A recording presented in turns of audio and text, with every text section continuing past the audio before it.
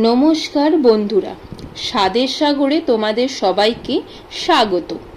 আজ তোমাদের সাথে শেয়ার করব সকালের ব্রেকফাস্ট হোক বা সন্ধ্যের টিফিনের একটা মজাদার রেসিপি, সেটা হলো চিড়ের পোলাও। এই চিড়ের পোলাও কিন্তু আমরা ছোট থেকে বড় সবারই স্কুলের টিফিন হোক বা অফিসের সবাইকেই দিতে পারি রোজ একঘেয়েমি টিফিন থেকে বিরত থেকে। অল্প সময় বাঙালি স্টাইলের এই চিড়ের পোলাও কিভাবে বানাবে চলো দেখে নাও।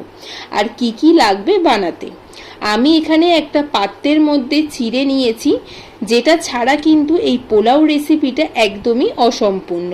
আমি একটু মোটা চিড়ে ব্যবহার করছি, যাতে চিড়েটা ধোয়ার পরে গলে না যায় আর পোলাওটাও যাতে ঝরঝরে থাকে। চিড়ের সাথে আর যে আইটেমগুলো লাগবে সেটা হলো আলু, ধনেপাতা, গাজর, কাঁচা লঙ্কা আর পেঁয়াজ।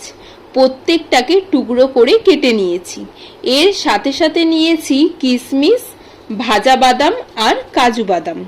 পোলাও বানানোর জন্য গ্যাসে কড়াই বসিয়ে দিলাম। কড়াইটা গরম হলে এর মধ্যে রিফাইন অয়েল দিয়ে দেবো। তারপর ফোড়নের জন্য শুকনো লঙ্কা, তেজপাতা, গোটা জিরে, গরম মশলা সব একসাথে লাল লাল করে ভেজে নিয়ে কেটে রাখা গাজরগুলোকে দিয়ে দেবো। গাজরটা একটু ভাজা ভাজা হয়ে এলে এর মধ্যে আলুগুলো দিয়ে দেবো। তারপর পরিমাণ মতো নুন দেব ভাজাটা সেদ্ধ হওয়ার জন্য। এরপর পেঁয়াজ আর কাঁচা লঙ্কা দিয়ে ভালো করে মিশিয়ে নেব। এরপর 1 চামচ হলুদ গুঁড়ো দেব, জিরে গুঁড়ো দেব, ভাজা বাদাম দেব আর কাজু কিশমিশ দিয়ে সব কিছুকে ভালো করে ভেজে নেব। তারপর অল্প পরিমাণ কাশ্মীরি লঙ্কা গুঁড়ো দিয়ে গ্যাসের ফ্লেম লো রেখে ভাজতে দেবো। আর একদিকে চিড়েটাকে জল দিয়ে ভালো করে ঘষে ঘষে 2 থেকে 3 বার ধুয়ে নেব, যাতে চিড়েতে কোনো নোংরা না থাকে।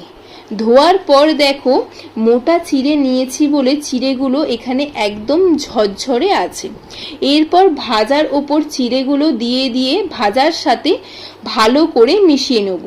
এরপর পরিমাণ মতো নুন দেব, পরিমাণ মতো চিনি দেব, যে যেরকম মিষ্টি খাও সেই রকম দিও। তারপর কেটে রাখা ধনেপাতা কুচিগুলো দিয়ে ভালো করে সব কিছুকে মিশিয়ে নেব।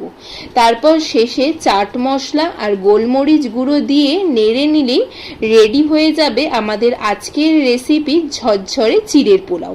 চিড়ের পোলাওটা রেডি হয়ে যাবার পর দেখো আমি একটা বাটির মধ্যে সার্ভ করে দিয়েছি।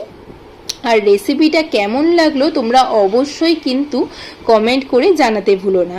তাহলে ভিডিওটা ভালো লাগলে ভিডিওটা কিন্তু অবশ্যই লাইক করো, শেয়ার করো, কমেন্ট করো আর চ্যানেলটাকে কিন্তু অবশ্যই সাবস্ক্রাইব করে দিও।